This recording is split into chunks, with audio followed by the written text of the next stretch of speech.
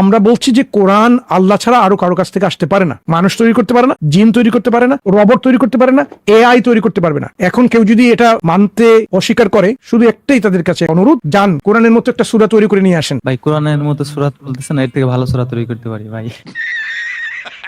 ভালো বলছেন না ভাই, শুধু কোরআনের মতো একটা সূরা তৈরি করে নিয়ে আসেন। এটা কেন ভাই, করছেন না? ভাই, আপনাদের একটা কথা নাস্তিকরা বলি কেন ভাই। সেটা করছে না? ভাই যারা এই অতিরিক্ত ধর্মভীরু তারা খুব খারাপ পরিস্থিতির মধ্যে যাবে এবং মারাত্মকভাবে ক্ষতিগ্রস্ত হবে। তার উদাহরণ আপনি দেখতেছেন প্যালেস্তাইন এবং মুসলিম বিশ্ব। আবার কি কিছু ক্ষেত্রে কি দেখেন বলছেন তুর্কি ভাই? যুদ্ধে এই জন্য তারা নাস্তিকরা উন্নত কেন হচ্ছে। কোরআনের মতো অনুরূপ সূরা তৈরি করে না, তার উত্তরটা আপনি দিচ্ছেন প্যালেস্টাইনে কি হচ্ছে না হচ্ছে। শুনুন ভাইয়া, ক্রিটিক্যাল থিংকিং হচ্ছে অত্যন্ত গুরুত্বপূর্ণ একটা অবস্থান মানুষের জন্য। এটা নাস্তিকরা করে না। তারা বলে যে আমরা ক্রিটিক্যাল থিঙ্কার কিন্তু ব্যবহার করি না। তাদেরকে বলবেন কোরআনকে, ইসলামকে ধ্বংস করতে হলে, ভুল প্রমাণ করতে হলে শুধু একটাই তাদেরকে করতে হবে, সামান্য একটা জিনিস, কোরআনের মতো একটা সূরা তৈরি করে নিয়ে আসা। এটা যে কেউ করতে পারবে, বাট সেটা তো আপনি মেনে নেবেন না ভাই। আগে আপনি তাদেরকে বলবেন এটা করে নিয়ে আসার জন্য, তারপরে নিয়ে আসবেন। আমাদের দেওয়া হয়েছে, এখন পর্যন্ত কেউ তো আসে নাই। আমরা তো গত রামাদান থেকে আমরা চ্যালেঞ্জ করে আসছি প্রতি লাইভ স্ট্রিমে। ঈদ উল ফিতর তো গেল, ঈদ উল আজহাও চলে গেল, আরেকটা ঈদ উল ফিতর চলে আসবে কদিন পরে। কেন ভাই আমাদের এই লাইভ স্ট্রিমে কেউ সূরা নিয়ে আসতে পারছেন না?